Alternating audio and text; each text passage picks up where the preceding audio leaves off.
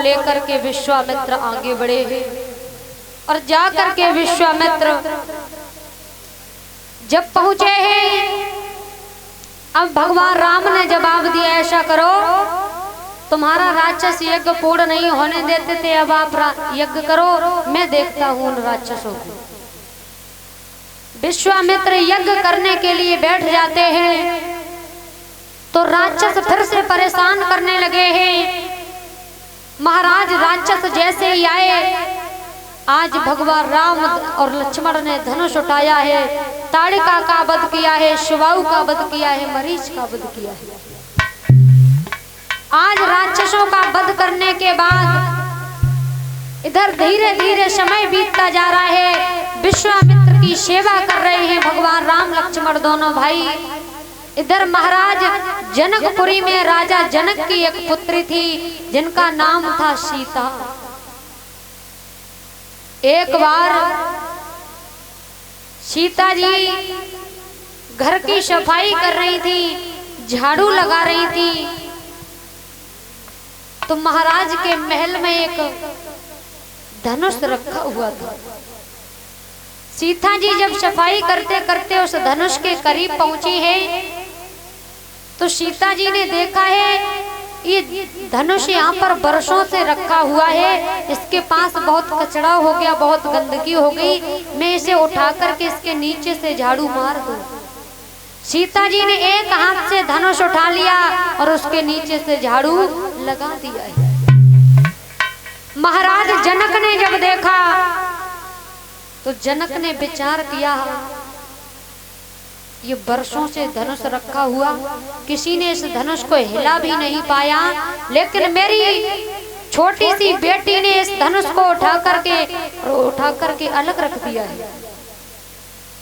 अब मेरा ये प्रण है, मेरा ये संकल्प है, मैं अपनी बेटी का विवाह उसी के साथ में करूंगा। जो वीर बहादुर मेरे यहाँ धनुष को तोड़ेगा वही मेरी सीता से रिश्ता को जोड़ेगा। महाराज ने संकल्प ले लिया है, पत्र लिखे हैं, दूर दूर विदेशों में राजा महाराजों के लिए पत्र भेज दिए। पत्र भेजे गए। इधर महाराज विश्वामित्र राम लक्ष्मण को जब ये पत्र मिला है तो विश्वामित्र राम लक्ष्मण को आगे लेकर के खड़े हैं और जाकर के कहां पहुंचे हैं? एक जंगल है, बिहड़ वन है। उस वन में राम और लक्ष्मण ने क्या देखा है कि एक पत्थर की शिला पड़ी है। राम ने जब शिला को देखा है तो राम ने विश्वामित्र से कहा है, गुरुदेव, अरे इस जंगल में कोई पशु पक्षी भी नजर नहीं आ रही है और ये पत्थर की शिला पड़ी है, ये हमें दिखाई दे रही है, कौन है?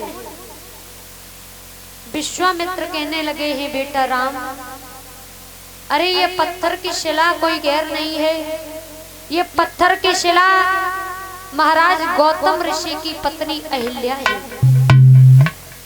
इसके साथ इंद्र ने छल किया है।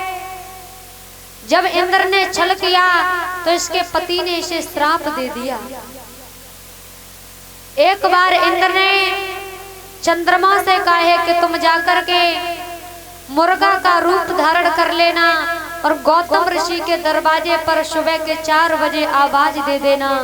मुर्गा ने आज चंद्रमा मुर्गा का रूप धारण करके जाकर के गौतम ऋषि के दरवाजे पर आवाज दी है। गौतम ऋषि ने देखा सुबेरा हो गया है, कमंडल लिया है, स्नान करने के लिए गंगा जी में पहुंचे।